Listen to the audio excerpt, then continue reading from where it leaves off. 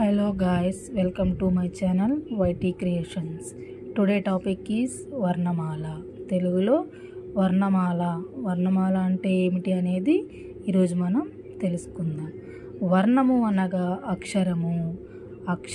అక్షరము యొక్క సమూహమే వర్ణమాల అని అంటారు. అయితే ఇక్కడ మనకు వర్ణమాలలో 3 రకాలు ఉంటాయి. అవి అచ్చులు, హల్లులు, ఉభయాక్షరాలు. అచ్చులు 16, హల్లులు 37, ఉభయాక్షరాలు 3 ఉంటాయి. అచ్చులు ఆ నుంచి ఔ వరకు ఉంటాయి. హల్లులు కాటు బండిరా వరకు ఉంటాయి. ఉభయాక్షరాలు 0, అరసున్న, విసర్గ ఉంటాయి. అచ్చులను ప్రాణములని, స్వరములని పేర్లు కలవు.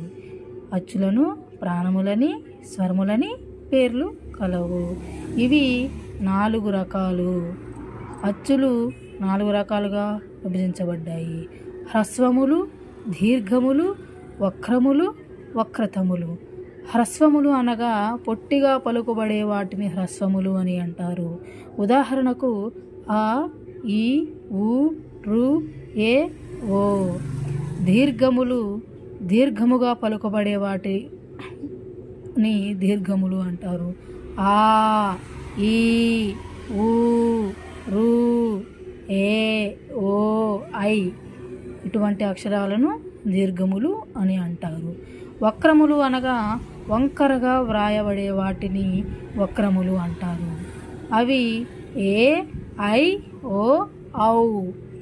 నెక్స్ట్ వన్ వక్రతములు అంటే మిక్కిలి వంకరగా వ్రాయబడేవి. ఐ, ఔ. అర్థమైంది కదా ఫ్రెండ్స్? టుడేస్ టాపిక్ వర్ణమాల. Please subscribe my channel YT Creations for more videos.